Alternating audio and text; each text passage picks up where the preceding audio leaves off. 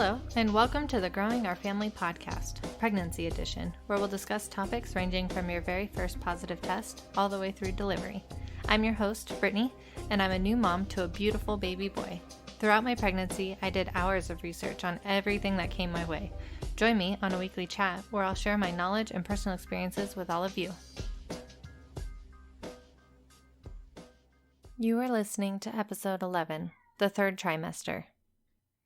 You have finally reached the third trimester. Congratulations.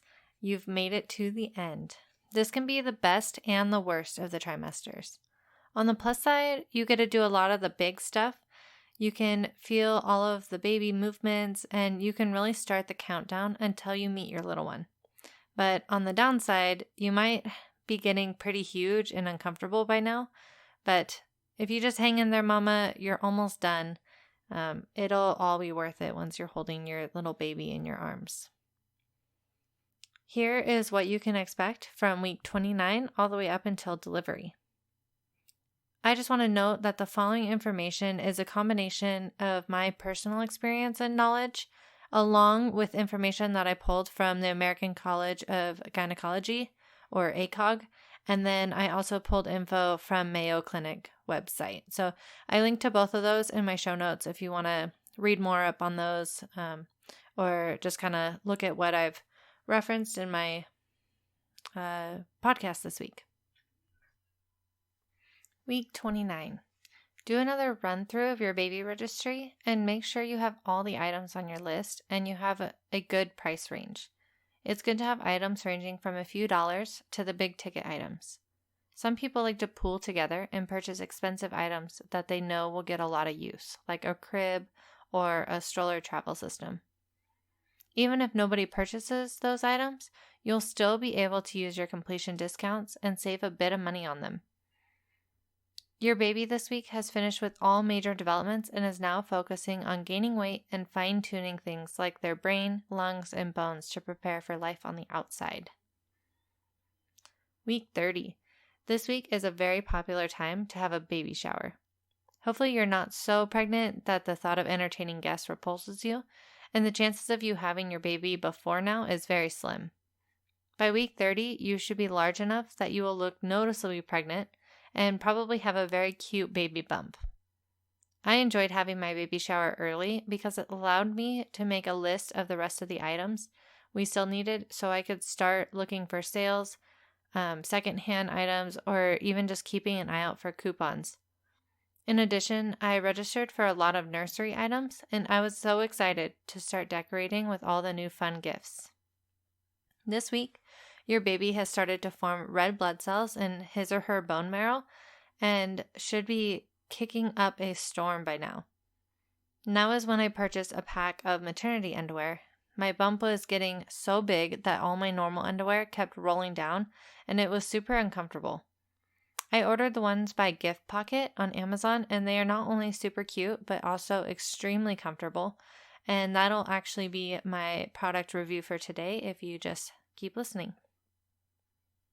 Week 31. After having your shower, go through your list and determine what else needs to be purchased before baby's arrival. Don't be afraid to check out your local buy and sell groups, Craigslist, yard sales, or even talking to other parents for used baby items. Babies grow out of clothes and toys so quickly, and most of them are hardly used. I have a great how-to guide on buying used and tips for staying safe while using Craigslist, and I'll link to that in my show notes if you want to check it out. If you're having any issues with swelling, it is totally normal. Your body is working hard to pump blood everywhere, and baby might be pressing on your veins. If you have some cankles going on, try to keep your feet up at heart level, lay on your left side for better circulation, and try to stay off the salt. You can also try going for walks to get the blood pumping. Week 32. This is a great time to start decorating the nursery, if nesting hasn't already gotten the best of you. Feel free to whip out the paintbrush, as the fumes shouldn't harm you or baby, but sometimes, even when I'm not pregnant, I can get a little lightheaded with all the fumes, especially if it's like a small, pretty enclosed space. So if you start to get a little lightheaded, just leave and go sit down for a little bit, drink some water. But it's definitely best if you have a window and you can put a fan in there just to help push everything outside. But you should be totally fine. I painted my baby's room pretty much by myself. My husband was out of town for work and I was just so impatient. So I did most of the room and moved the furniture by myself. Are your boobs leaking? Some women start leaking colostrum, which is baby's first milk, at around 20 weeks, but others don't start later until the third trimester.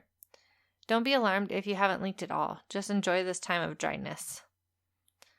Colostrum is what baby will first drink when they're born, and really all it is a very condensed super milk. It has everything they need in very small amounts because baby's stomach is only the size of like a marble the first day they're born. So they need very little amounts of milk, and every day it gets slightly bigger, but don't be alarmed if you're only like leaking out a couple drips because really that's all your baby will need. This week, that fur-like hair covering the body, which is also called lanugo, I don't know how to say that, Lanugo. I talked about that a little bit last week, but it is starting to disappear as they build up fat to keep them warm. So they no longer need the like fur to keep them warm. All that fat layer that they're starting to build up, it will do the trick. Week 33. If you're taking a birthing class, hopefully it has started by now. Otherwise, I would start to research early labor signs and warnings just in case. It's good to know what to look out for and what you can chalk up to Braxton Hicks. If your contractions meet the 4-1-1 rule, which is 4 minutes apart from start to start, lasting at least 1 minute each and going on for 1 hour, you should head to the hospital just to get checked out. With Braxton Hicks, the contractions will be sporadic and should not get stronger and or closer together. If you are feeling some contractions, try drinking a big glass of water, take a shower, and lie on your left side for a bit and see if they either get slower or go away altogether. Contractions can be caused by dehydration, which is why it's really important to drink lots of water and stay hydrated, especially in this last part. Your baby has the ability to detect light, and this week their pupils will actually change size in response to it. Even though his or her bones are getting harder, their skull will stay soft to help with delivery. When your baby is born, their skull will actually kind of look a little cone-shaped, and that's why you bring a hat or the hospital provides a hat to cover that up, but it'll round out within a couple of days after they're born. So don't be alarmed when your baby comes out and their head is a little oblong. It's all natural, and that's how they're born. That's how they fit through the birth canal. Week 34. Tour your hospital. You don't want to be searching for L&D, labor and delivery, while you're in labor. And it's great to see the rooms and get a feel for the process beforehand. Our hospital has a labor and delivery room, and then we move floors for the postpartum rooms. This was great to know, so we could bring only the items I needed for labor into the first room without having to bring the suitcase with all the clothes and everything else until later on when we switched rooms. Your doctor or midwife should be able to determine baby's position and see if they're head down yet. You can also try belly mapping to determine the position on your own, but I've never had much luck with it. You can check out the tutorial on the Spinning Babies website, and I'll link to that in the show notes if you want to give it a try. But don't worry if baby isn't head down yet. He or she has plenty of time to make the move before delivery. Week 35. Your baby is developing a sleep pattern, and you should start seeing a difference in when they are more active. My son was always super active in the mornings, and even now he's such a happy, smiley baby in the mornings. It's probably the most active time of the day, and he's just like so smiley, wants to play, is like really giggly. It's so cute. And he always had multiple kicks and was like rolling around in my belly first thing in the morning. I'm not sure if it's correlated, but I feel like it might be. This week is also the perfect time to figure out how to install your car seat. Did you know that 80% of car seats are installed incorrectly? This is partially due to the seat itself being installed incorrectly, and the other part due to the restraints and the settings not positioned or latched correctly for your child. You can look up a CPST or Child Passenger Safety Technician, and they will show you how to install the car seat correctly for your specific vehicle. Check out the link on Safe Kids in my show notes, and then just hit Find a Tech. The less information you fill out, the better. So I just put my county and the state and hit submit. The first time I did county, state, and my city, and only 2 people showed up. The second time, when I only did county and state, it turned up 16 results, which was way better. And that included my local hospital, the ambulance company, fire department, school district, and then a few other individuals that did it on the side. One person worked for I think it was like a doula service, and they did like birth classes and stuff. So if you just look at that, it'll have a whole list of people around you that you can call them, or they give you an email to get in contact with them and just find out how they do it, if they charge anything. Some people will charge you for like a full tutorial on it, but they will not charge you for just checking it if you install it beforehand to make sure it's right. So if you just give them a call or send them an email, they will be able to let you know how the process works. Just to note, not all police stations and fire departments are properly trained in car seat installation.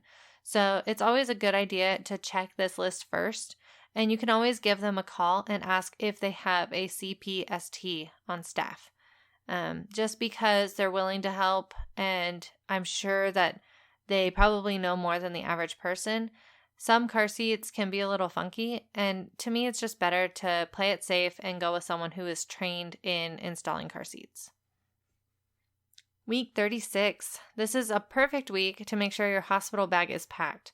You could go into labor at any time, so it's best to be prepared for when that happens. I have a full guide to my insane hospital bag packing list, and it literally contains every item that was ever suggested to me by any mom I talked to.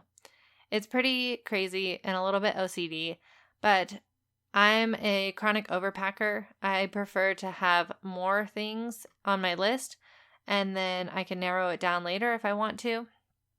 You can also go back. I did a podcast episode on this earlier if you'd like to listen to it, but I did link to it in my show notes, and it also has a packing list for my baby and my husband. So now is also a great time to prep some freezer meals for after delivery. You will not want to cook and clean, so prepping some easy microwave or pre-made frozen dinners will make your life so much easier. My mom came up and helped me make a couple lasagnas, some casseroles, enchiladas, and then we made some like split pea soup and a couple other soups that we froze. So that way all the lasagnas, they literally could just be popped into the oven, and my husband could just do that really quickly. And all the soups were microwavable if we wanted something hearty. My son was born in January, so it was the middle of snow season, and so we wanted just some warm, like comfort foods. It was really great having all that stuff, and we used plastic knives and forks and paper plates, so we didn't have to do any dishes, and it was just really nice. One less thing we had to do and worry about while we were trying to bond with our new baby. So by this week, your baby is so big and they're taking up most of the room inside your belly, which means that the soccer kicks should ease, but you might be able to feel some other movements like rolls, some stretches, and even the hiccups. My son got the hiccups almost every single day, and it was crazy. By week 36, I could literally see my belly moving with every hiccup while I was at work, and it was a little obnoxious. When you get the hiccups, you can drink water, hold your breath, do all those tricks to get rid of it. But when your baby gets the hiccups, there's really not much you can do for them. And I think it's more obnoxious when they get the hiccups than when I get it myself. So week 37, this is the first week that doctors will induce for medical reasons.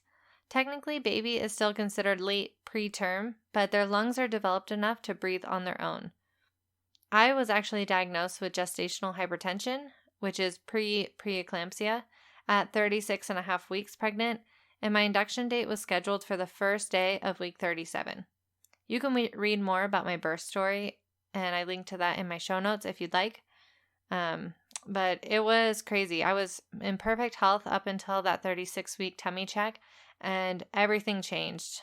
And it was just very unexpected. I had this whole birth plan planned out about how I wanted to try to go natural, and then all of a sudden I was like going in for an induction. It was early. I ended up getting the epidural. So I had a really awesome birth story. I did not mind it at all. It was very long and kind of boring because I was on the epidural, and so I didn't really have much to do. I was kind of bedridden, but everything kind of works itself out in the end, and I got to meet my son, and that's all I could ask for. So this week, baby's brain does a lot of developing in these last few weeks. So coming early can cause some minor issues like uncoordinated sucking, which my son had, and they might be a little bit extra sleepy. Other than that, these last few weeks are mostly devoted to packing on the pounds. 1/2 pound per week to be exact. If baby still isn't head down by now, your doctor or midwife will talk to you about how to proceed. For those of you that don't have any signs of labor in sight, just try to hang in there. I'm sure you're uncomfortable, but it'll be so worth it in the end. I know you're probably tired of hearing that as well, but honestly, there's not really much else we can tell each other because I know as well as you know how uncomfortable it is by the time you're 37 weeks. I was very glad to be done, although I would have loved for my son to stay in for a little bit longer, finish cooking up a bit, but part of me was like, oh man, I'm just so glad I can get this over with, because 37 weeks, man, I don't know how some of you women go till 40 or 42. Just all the power to you. Week 38, baby is dropping lower into your pelvis, and your movements are probably starting to resemble a waddle more than a walk, if they haven't already started doing that. Be sure to stay hydrated, and now is a great time to make sure everything is ready for baby's arrival. It could literally be any day now. When baby's born, their first poop is called meconium, and it's a black and tar-like substance. So just be sure to change their diaper soon after they go to the bathroom, because trying to get this off their skin can be super tricky if it sits too long. You and your significant other can download a contraction app to help time them. This will not only help you differentiate between Braxton Hicks and actual labor, but it's great info to have when you go into labor and delivery and the nurses ask you, how many contractions have you had? How far apart are they? What's the timing on them? Like, they're going to ask you all these things. So it's just really easy if you use an app, and it'll tell you everything that they need to know. Week 39. You know how in the movies a woman finds out she's in labor because her water breaks all over the floor? Well, only 15% of women actually have their membranes ruptured before they go into labor. If your water does break, though, most providers will want to see that delivery is close after about 24 hours. Any longer than that, and you increase the chance for infection, which puts both you and baby at risk. If your water breaks, make sure to make your way over to the hospital or call your midwife right away. Week 40 and on. Did you also know that only 5% of women actually give birth on their due date? Don't worry if there are no signs of labor. Your due date is just an estimate of when baby is supposed to arrive. There are many suggestions as to how to induce labor naturally, such as eating pineapple, walking, having sex, nipple stimulation, spicy foods, and the list just goes on and on. Unfortunately, most of these will not work if baby isn't ready yet. Feel free to try them though, but be cautious with some of them, like using castor oil, as it has very mixed reviews on whether it's safe for you and baby or not. I would just be on the safe side and check with your doctor or midwife before trying anything that isn't walking, pretty much, just to make sure you and baby stay safe. Don't be alarmed if you're a bit weepy a few days after delivery. This is totally normal and is referred to as the baby blues. I did a podcast really early on, like episode 1 or 2 on this, but you can also read more about what this is and how it differs from postpartum depression, and I'll link to that in my show notes. Although it may seem like delivery is far away, it will come and go so quickly. I hope you are as comfortable as possible and your labor and delivery go as planned. You've sacrificed so much during this pregnancy, but it'll all be worth it once you're holding that bundle of joy in your arms. I went ahead and compiled a list of things to take care of during the third trimester. First, research lactation consultants and breastfeeding groups if you're planning on breastfeeding. Even if you're not planning on breastfeeding, it might be good to meet with a lactation consultant and they can give you a plan to help dry everything up, because even if you don't want to breastfeed, your body will still produce milk and you want to avoid getting any clogged ducts or mastitis if you aren't expressing that milk. Even if breastfeeding is going great, it's so nice to get out of the house and chat with other moms. It's also a good idea just to have a lactation consultant picked out, so that way if complications do arise, you know who to call. It would be so terrible if you're having issues and your baby won't latch and you're worried about how you're going to get them to eat, and now you have to go through and figure out which lactation consultants are available, which ones work with your insurance if your insurance does cover that. And so it's just better to get all of that out of the way in the beginning. You can also look up La Leche League, which is a national organization, and there's groups pretty much everywhere. If you look up their main website, I'm sure there's probably a group close to you. And this is just a group of women. There's a leader, and a lot of times they'll even have someone that you can contact 24/7, either texting or calling them to ask questions if you're in a pinch. Next, it is decorate the nursery. This is one of the most fun times throughout pregnancy. It is so exciting to go through and get to design your son or daughter's nursery. I also added on there purchase maternity or nursing attire. Some of my must-haves include a nursing bra, maternity underwear, maternity or nursing gowns, and then my Haka pump is my all-time must-have item. I did a review earlier on one of the podcasts, but I linked to all of these items in my show notes if you want to check them out. If you are reading the blog, the first one that actually says nursing bras will take you to the link on Amazon, and the second one that says full review here will take you to my actual review of these items. Next, install the car seat and get it checked. I covered that a little bit earlier, but I just wanted to add it to the checklist for you guys. And also on that list is pack your hospital bag, which I covered a little bit earlier. And write your birth plan. Some women plan out every aspect of their birth and give it to their doctor and say, this is exactly what I want. I don't want it to differ. And that's great. Whereas others just kind of go through the options, write it down, so that way their birth partner or doula has an idea of what their preferences are. Either way totally works, and it's really just dependent on what makes you feel the most comfortable. Just remember, sometimes births don't really go the way you plan, and emergencies come up, and you kind of just have to roll with the punches. I learned this the hard way, and luckily I kind of went into my birth with an open mindset and just said, as long as I get to hold my baby in the end, I really don't care how I get there, because I didn't really want to be disappointed with how my birth went if I set too high of expectations. Pre-register at your hospital. You can put in your insurance information, fill out contact information, and any other necessary paperwork so you can skip that step when you go into labor. I pre-registered, and so when I showed up for my induction, all I had to do was hand them my ID and my insurance card so they could make sure it was still current, and they scanned it all and gave it back to me, and that was it. I didn't have to fill out anything, which was really nice. And finally on the list is wash baby clothes and blankets. Anybody who has worked retail, which I have, will tell you that the clothes that come from the manufacturer have chemicals sprayed all over them to make them look their best.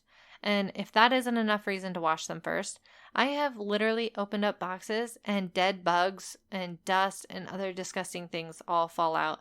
And the clothes are just gross. You have to like use wet wipes to like kind of clean them off before you put them out on the floor for customers to look at. And if I didn't work retail, I probably would still wear clothes without washing them first. And I don't even wear clothes without washing them for myself. And babies have just much more sensitive skin, so it's always just best to wash away all that grime before it ever touches their skin. Some people have to use specific baby detergent. I personally use Dreft, but I know there's many other brands like Seventh Generation, I think, has a baby line, and The Honest Company does too. I'm sure there's plenty of other ones. Other moms say that they just wash their baby clothes with all of their family clothes, all with just regular detergent, and it'll really just depend on how sensitive your baby's skin is. My son got a little bit of a rash when I accidentally washed one of his shirts with mine, and I put it on him, and he ended up with a slight little rash. So I just continue using the Dreft, and I'll probably slowly just start phasing out of that once he gets older. This trimester will probably go by slower than the others, but you will make it through. Try to take some time to pamper yourself, take naps, and go on a few dates while it's still just the two of you. If you're not quite to the third trimester, you can also go back and check out my podcast on the second trimester last week and the first trimester the previous week. So that's it for this. I will go over my product review now, and that is the Gift Pocket maternity underwear that I talked about a little bit earlier. So if your bump is getting larger, you may want to look into buying a few pairs of maternity underwear. Normal underwear, especially mine, it started to roll and it became really uncomfortable. But these underwear by Gift Pocket sit comfortably below your belly. They have a V design, so they sit high up on your hips and then come down below your belly so they don't fall down. They are made from 95% cotton and 5% spandex for a little extra stretch. The cotton is actually preferred for pregnancy and just normal everyday wear because it actually helps prevent UTIs. Other fabrics can hold in moisture, and this can cause bacteria to grow. You're already at a slightly higher risk for UTIs during pregnancy. I ended up with 2 of them, and so anything that helps prevent that is a total plus side for me. The back of the underwear is very modest, and they're extremely comfortable. They go up high enough in the back and on your hips and to hold it into place, whereas some of the other maternity underwear I tried on would fall down without all that support in the front. Even after wearing them multiple times and washing them, the material did not shrink or fade. There were a couple of downsides. The first downside is that they run a bit small. Each size, medium to triple XL, has 2 US sizes and 1 European size. I was the larger of the 2 numbers on the US size, so I ordered up 1 size, and it was perfect. The triple XL only goes up to a US size 12-14, so if you're plus size, these might not fit, unfortunately. And it's also kind of a bummer because I don't know about you guys, but I already felt a little self-conscious during my pregnancy, and then I went to go order these, and I was like, okay, I am definitely not like that size when you go to order it, because like I said, like a triple XL is a size 12-14. So it's kind of a bummer. It is how it is, but if you follow the size chart on there, you should be fine. The second downside is you cannot pick your colors. The description says assorted random designs. So unless you get the smaller like 2-pack or 3-pack, if you order the full 5-pack, the colors won't really match exactly what the picture shows. I did order them, and the colors were all very similar in color, and the styles were very similar to the ones pictured. All the ones that I received were in like those pastel colors, like blues and pinks and stuff. And I had a few that had polka dots, both the large ones and the small ones. So it definitely matched the overall like theme of the underwear. But you won't, if you really want like the gray pair, you may not actually get that one. Even though it would be nice to pick your colors, the price was so great and the style is what I preferred over the colors. So it didn't really bother me much. It's not like I'm going to be walking around with my underwear showing. especially when I was that pregnant. So the colors didn't really bother me, but they were very comfortable, and I think it was definitely worth it. Overall, these came out to just over $3 a pair at the time of this review, and this was one of the best deals I could find with such great ratings. I only ordered 5 pairs during my last pregnancy, but next pregnancy I'll probably order at least another 5-pack because it became the only underwear that I was willing to wear, and it was kind of a bummer to have to do laundry so often. I try to avoid laundry like the plague, so the fact that I could only go 5 days and then having to do laundry so I had more underwear to wear was a little obnoxious. So if you're planning on wearing these all the time, I would think about maybe getting 2 packs. I highly recommend checking them out. I will link to them in my show notes, as always, and you can check them out there. That's it for this week on the Growing Our Family Pregnancy Podcast. Make sure to visit our website, growingourfamily.com. That's growingourfamily.com to see today's show notes and product links. Also, don't forget to rate and subscribe on iTunes, Stitcher, or wherever you download your podcasts so you always get the latest episodes. If you have any questions, you can always send me a message through my email, or you can follow me on Instagram, Twitter, or Facebook. And you can find me at Growing R, the letter R this time, family. So it's just Growing Our Family with the letter R. If you love the show, the easiest way to support us is to click on any of the Amazon or Target links I have in the show notes or within my blog posts. I am an Amazon and Target affiliate, which means I do earn a very small percentage of anything you purchase through my links at no additional cost to you. So if you click on the link, even if you don't end up buying that particular item, I still get a small kickback from anything you add to your cart within 24 hours of clicking. You definitely don't have to, but it's just a great way to help support the show and keep the website going if you are enjoying the content. If you've had your baby or just want to learn more about life after delivery, check out the Growing Our Family Parenting Edition. Please join me next week for another episode.